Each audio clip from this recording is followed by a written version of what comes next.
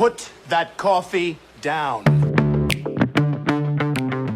I'm not here to waste your time, okay? I certainly hope you're not here to waste mine. So I'm gonna keep this short. Helen, we're both in sales. Let me tell you why I suck as a salesman. The most valuable commodity I know of is information. Wouldn't you agree? Coffee's for closers only. Hey there, friends. Welcome back to the Behind Your Back podcast with me, Bradley Hartmann. In this podcast, we talk about leadership, personal productivity, time management, and the craft of selling in the construction industry. I want to say thank you to our sponsors. We got Boise Cascade Engineered Wood Products. They help you move faster and build stronger. They make it easier to get more done. And our friends at Materials Exchange, they are the LBM industry's answer to E-Trade. Materials Exchange is your digital marketplace for lumber and panels. Now, we're going to jump right in today because I've got a little frustration going on. I don't want this to be a rant, and I don't think it will, but it may be. I've got some emotion I need to work out on the sales front in this unique environment that we're living in right now. And you might be questioning, was there a trigger? Was there something, Hartmann, that sent you off? The answer is yes, there was. There was something very, very specific. And just in general, it seemed like LinkedIn is getting worse. I just have more and more people reaching out and making contact with me and asking me questions that have zero context about what we do. And it's pretty simple. We don't install new kitchens. You know, if you just read just a little bit, you're going to find that out. You're not going to waste my time or yours. I feel like LinkedIn's getting worse, but this is not related to that. This is something that was posted on LinkedIn by a sales representative. Now, I know they wanted to be funny, probably first and foremost, but obviously this is one of these, hey, it's funny because it's true sort of things. And maybe you've seen this. It's an 8.5 by 11 sheet of paper that has 6 bullet points essentially on it, talking about what's happening in the market today. And it was posted online. And when I read this, and then I saw lots of comments, what I'll get into in a moment, it just made me disappointed. Because when I read this, I got something very different from all the other people. 218 people said they liked it. There were 16 comments that were generally all favorable. And to me, I viewed this as a 6-point order taker's creed. It was what order takers in our business say, yeah, this describes my world right now and my pain. So what am I referring to? Well, let me break it down for you. So it's an 8.5 by 11 sheet. The photo was taken where it was taped at the top and the bottom to a monitor that was not on. And it says 6 things. Number 1, yes, lumber is high. Yes, it used to be cheaper. No, we're not getting rich. No, we do not know when it's coming down. Yes, it's going to get worse. And yes, it's also high at lows too. Now, if you're hearing this for the first time and you have not seen this, as I'm running through there, you're kind of probably chuckling. You're like, yeah, well, I agree. That's the world we're living in. And I don't disagree. I understand what they're saying. Yes, lumber's high, used to be cheaper. No, we're not getting rich. No, we don't know what's coming down. Yes, it'll get worse. And yes, it's also high at Lowe's too, or Home Depot, or everyone else. Yeah, I get it. We're all kind of in the same boat. And if you just read the comments that were coming out, one guy said, repeat after me. Someone said, this is priceless. Thanks for sharing. Love it. This is gospel. Good one. Love that. Yup. Nailed it. These are all individual responses to this. Somebody named Gabriel put 3 emojis. I suppose this emoji has a name where the eyes are closed and they're like laughing, whatever the hell that's called. Love it. Amen. Right? So generally the response was, dude, totally agree. You understand what's happening. My perspective was a little bit different. Like I said, I viewed this as an order taker's creed because basically what you're saying to the market, i.e. your builder clients, your subcontractors, your clients, your customers, and the prospects is like, hey, listen, I know what you're going to ask. Don't even say it. It's really annoying. These repetitive questions about your own pain. It's all about you. It's really getting annoying. Just read the sign, right? This is a paper version of the talk to the hand because the face isn't listening, the ears aren't listening, whatever that line was from like 15 years ago, right? You're basically just saying, just leave your shopping list if you want me to price something out. Otherwise, it's all getting kind of annoying, okay? And I know what you're going to ask, and here are the answers. So let's address these. I got a couple things right off the top. Number 3, no, we're not getting rich. Okay, I understand what you're saying. If you truly wanted to get rich in life, going into the lumber and building material business is probably not the first place you would go. Two thoughts though.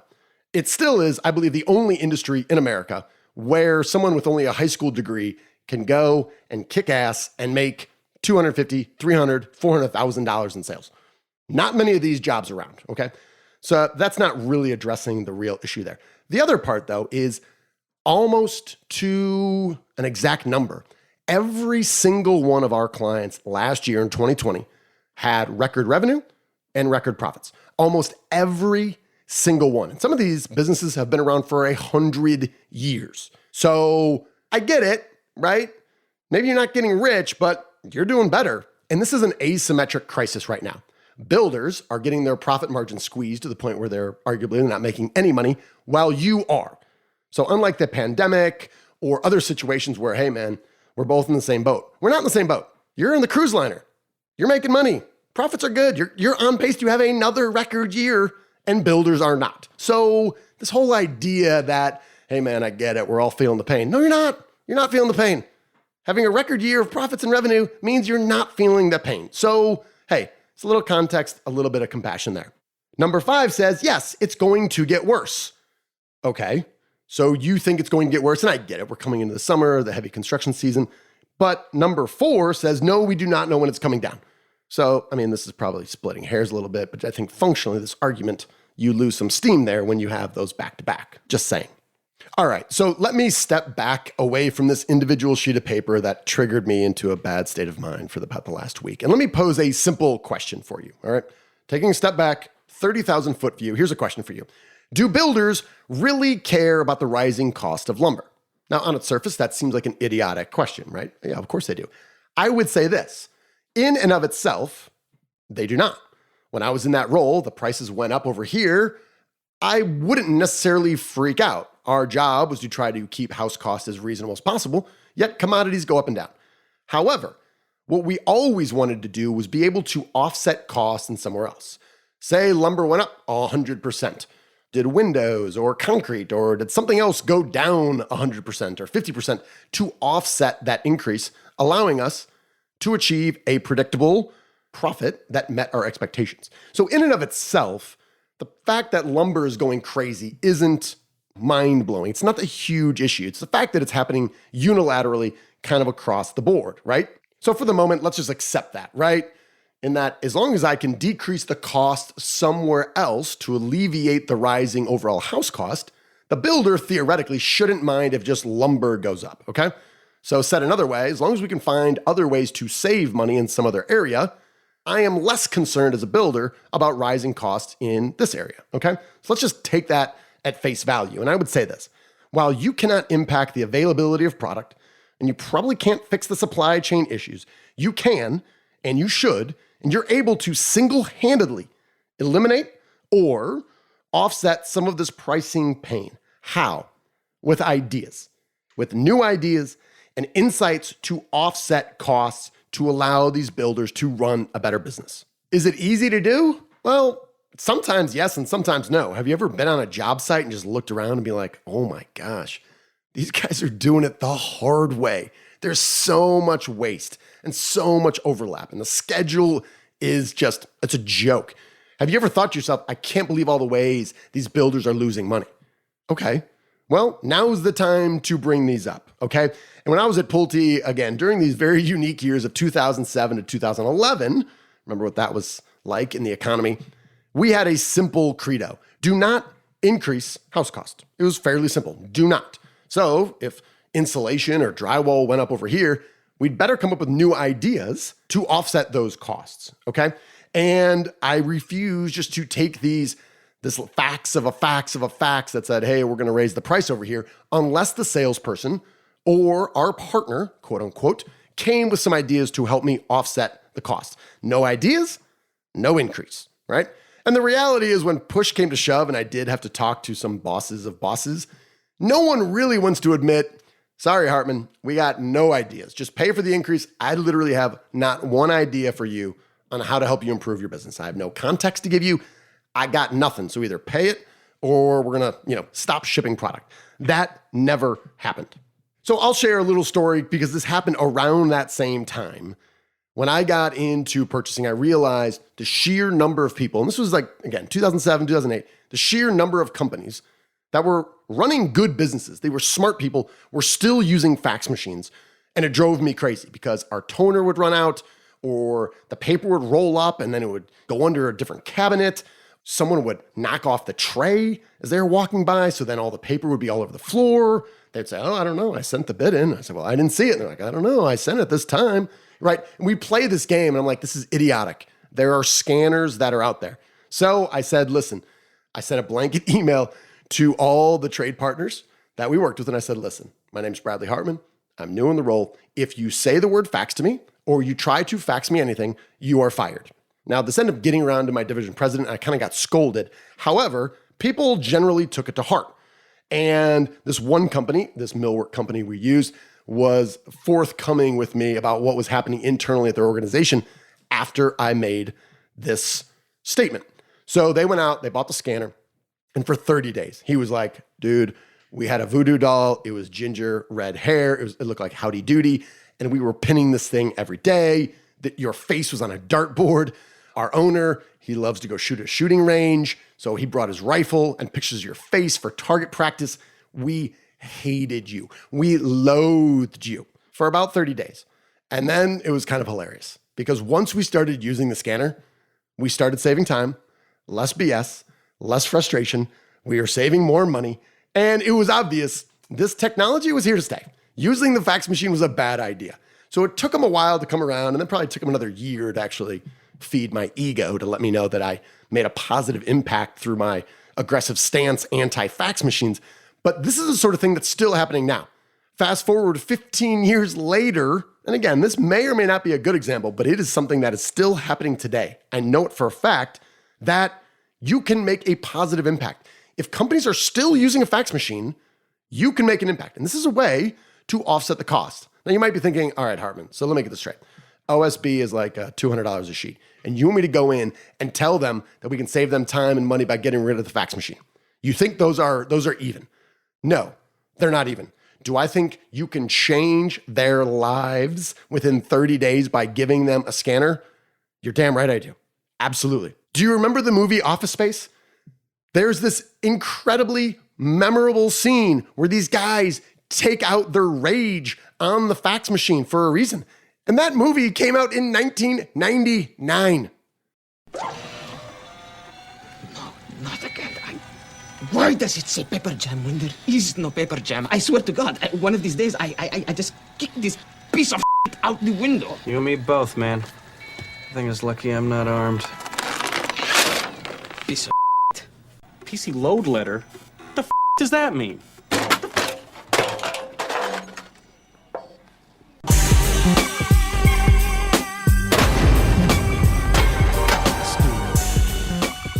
$1999, 22 years ago.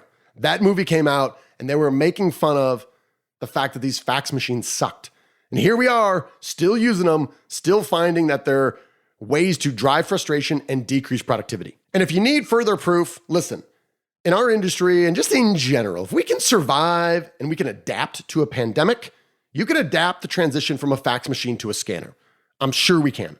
So here's an idea. Here's something you could tangibly do to help your customers right now. What you could do is you could go out and spend $109 to buy a Brother. It's a brand. It's a good brand. $109 on Amazon. You can buy a scanner. You could go buy 100 of those to your 100 most favorite backwards customers who are still using fax machines, all right? That's going to cost you roughly, back of the napkin math here, about $11,000. I would tell you probably 30 to 40% savings could be had immediately in 12 months just on the toner. The toner, oddly expensive, but it's a cash cow for companies like Brothers, so why wouldn't you charge it? Once you got a fax machine and you're committed to it, you're going to be paying 30, 40, 50, up to 60, 70 bucks for fax toner. Again, this is insane, all right? And then you can have one guy in your company, all right? Pay him 18, 19 bucks an hour, or whatever. You say your job for the next 90 days is to go around to our 100 most favorite customers who are still using fax machine. Set an appointment, go in, bring some donuts, bring the scanner, you get it set up, you connect it to the emails. That's probably going to take you, I don't know, a couple hours. And then you move on to the next one. You got 3 months to do it. You got 90 days. That's the job. All right. If you're paying this guy, say 40 grand, which is probably high, it's going to cost you 10 grand to pay for that employee to go and do that, to change the lives of all these customers for you. Okay. So you got the 10 grand there in the labor. You got $11,000 in the scanners. This is $21,000 to change the lives of your favorite 100 customers. Now let's take a quick break to hear from one of our sponsors. Do you ever find yourself annoyed when you have to make a phone call these days?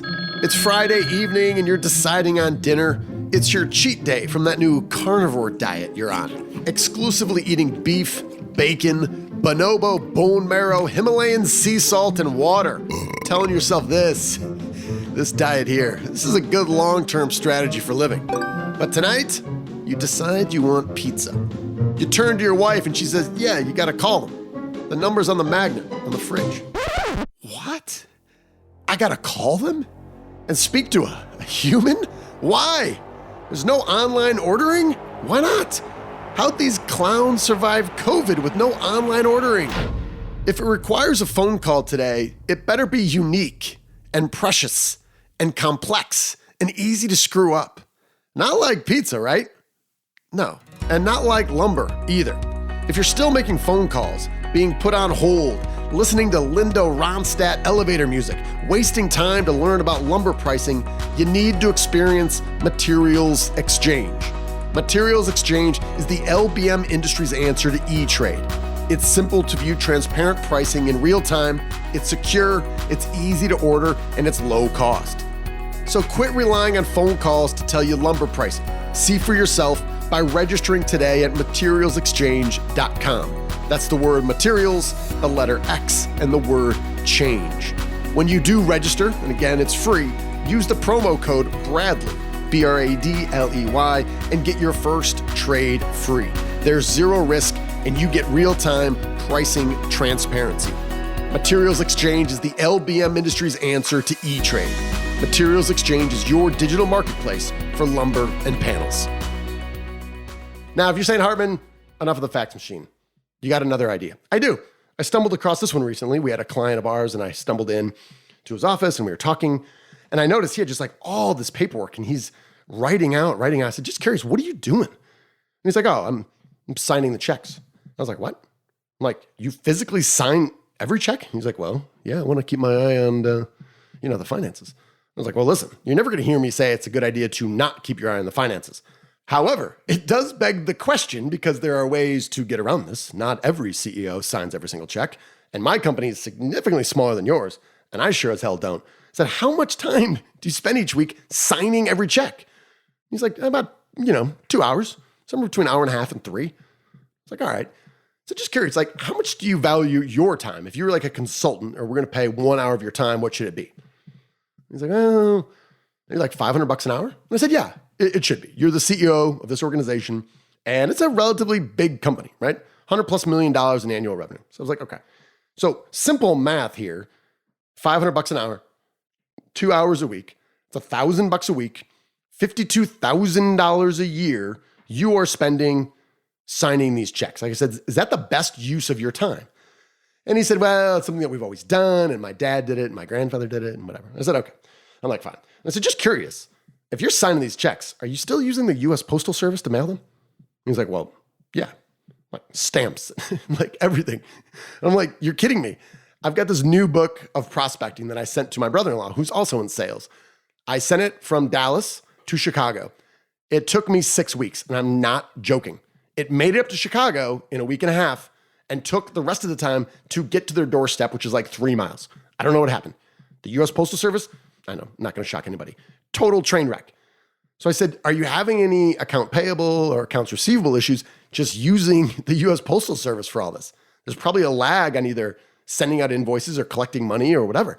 And he's like, well, now that you mention it, we just had to hire a new person in accounting to help with accounts receivable because the money that folks owe us, they're lagging. So I said, all right, let me guess. I don't know, $40,000 or $50,000 to pay for that person, right? Before you know it, This is well into a six-figure problem, and it's completely unnecessary. And we're able to challenge some of these assumptions, and begrudgingly, the CEO said, after this month, I'm not going to do this anymore. How do we automate this process? Now, that back of the napkin math that we just did, I did with the CEO and we thought about with the fax machine, none of this is hard. All it really requires is some basic arithmetic skills around addition, subtraction, multiplication, and division. Nothing really more than that. If you're decent with fractions, dude, you're going to go crazy. You'll be amazing. You'll be fine here.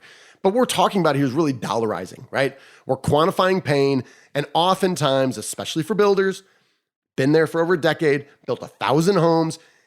We humans, and builders in particular, we are great at a couple things. Number one is if it's a consistent pattern, the same people doing the same thing with the same products day in and day out, that pattern almost makes it invisible. And someone from the outside, like you, can identify these things and say, hey, why do you do it that way? Could this be an idea to do it simpler, to save time, money, etc.? And the second thing is that human beings are really adaptable. We can learn to live and to accommodate these minor pain and conveniences in large amounts. And again, as long as it's a pattern, even if it's annoying, it'll just be kind of absorbed in our day-to-day life. And we'll know that is not optimal. That's kind of a pain in the neck. But quite frankly, that's kind of the way we do it. We've always done it. It's always been here. The pain has always been here, just in some small way. And when someone comes along and says, I got an idea. What if we didn't do that?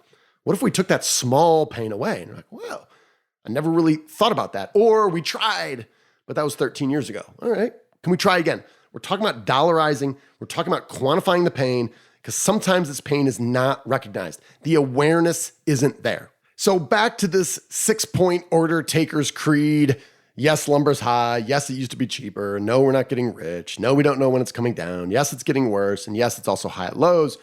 As we think this, at the root of why I'm so frustrated is that for the better part of the last decade, I've been busting my tail working with these companies and salespeople to try to break through, to get the attention and deliver value first to grow your business, right? That is what we're doing. Trying to find unique ways to help people when they're busy and they think they don't want to be helped. That's what we're doing, right? And we're busting our asses to trying to track the attention of the best builders in town to help them in unique ways to develop long-term partnerships, right? And now the tables turn. The power has shifted to the sellers. And we have builders knocking on our door. They're pleading for help. They're searching for insights. They're looking for any new ideas to run a better business. And what do we say? Hey, enough. Now you guys all knocking down my door. Listen, I know what you're going to ask. Yeah, lumber's high. It used to be cheaper. No, we're not getting rich. Blah, blah, blah, right? That's our answer. And I know it's not everyone's answer, but the fact that so many people jumped on this and said, love it. It's so funny because it's true, right? That's what really got me riled up. And I was listening to a podcast called the Prof G Podcast with Scott Galloway, who's a professor of marketing at the NYU Stern School of Business. And he had on Andrew Ross Sorkin. And Andrew Ross Sorkin's a financial guy. He's on TV, kind of a talking head. He's also a writer. He wrote Too Big to Fail. Maybe that's a documentary you saw. He's also a writer for Billions. So he's in this financial space. And he was talking about, he's relatively young and had success early. And the question Scott Galloway asked was, he said, why do you think you got these opportunities to really grow and blossom when others didn't? And this was his answer. I was somebody who all I wanted to do was get my foot in the door. I was happy to get coffee for people and Xerox and Staple. And all I wanted to do was somehow become indispensable. That's what I used to say. Just somehow figure out a way to make yourself indispensable, even if your indispensability is getting somebody coffee, but that they become dependent on you getting that coffee and that somehow the way you get the coffee is better than others.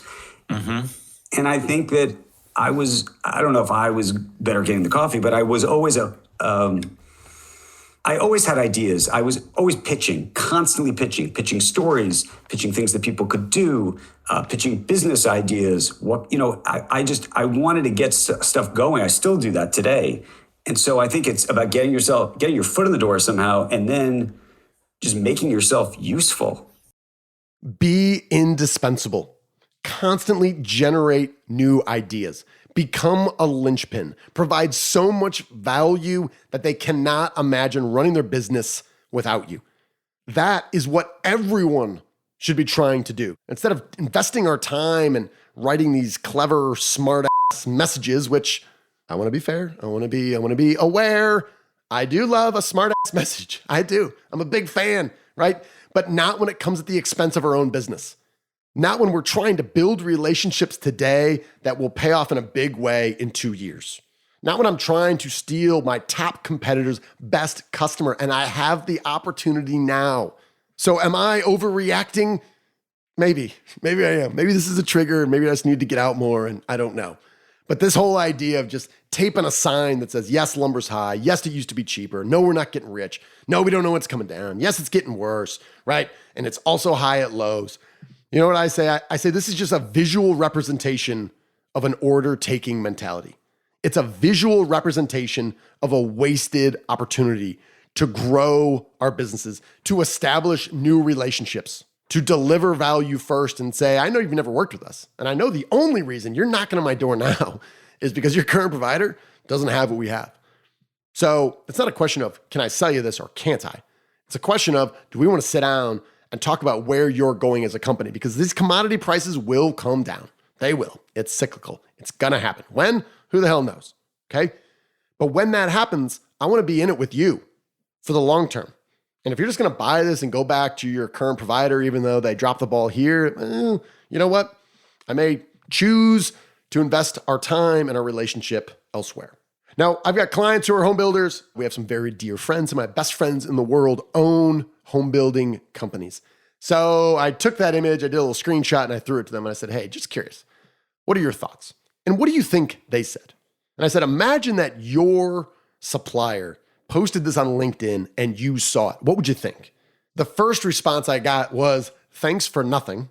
The second one was, I wish you'd invest this creativity into finding a way that you can help me with just about anything. The third response was, I will remember this. And the fourth one was a little bit longer. And he said, you know what I'm going to do in the short term? I'm going to do nothing. I need all the relationships I get because the delay times, the pricing, my 17-week lead time on Windows. I gotta order Windows before I even pay for the permit now. Like, I can't afford to jeopardize any relationships. But if my guy said that and I saw it, I would wait. And it was the most opportune time in the next maybe 6 months, maybe 12 months, maybe 18 months. I am leaving. And I may or may not tell him it's because of that. But it's that mentality when I needed you most. And what do?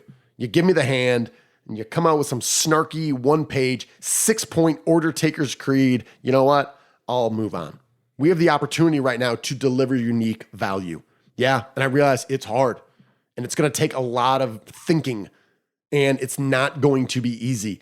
But if you can do that now when everyone's looking for some answers and insight and effort and energy in a new way, if you can do that now, I promise you, you will reap the rewards, probably in the short term, but absolutely in the long term.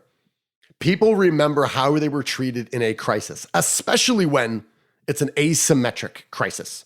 When I'm in crisis and you're not, how did you treat me?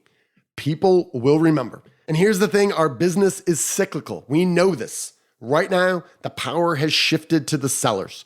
In due time, this power will shift to buyers. And then life will go on and things will be different. How you act today will impact what happens tomorrow. Know that, believe it.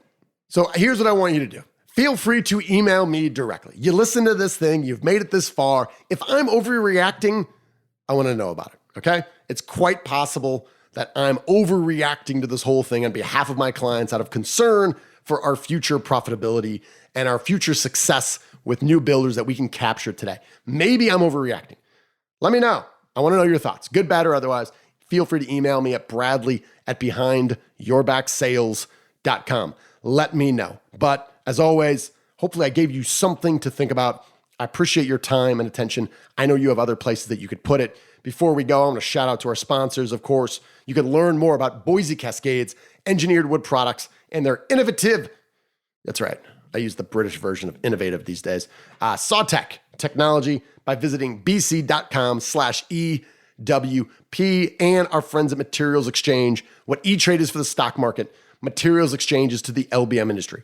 They make commodity pricing transparent, buying simple, and the fees are low. You can register today and use the promo code Bradley, BRADLEY, to get your first trade free.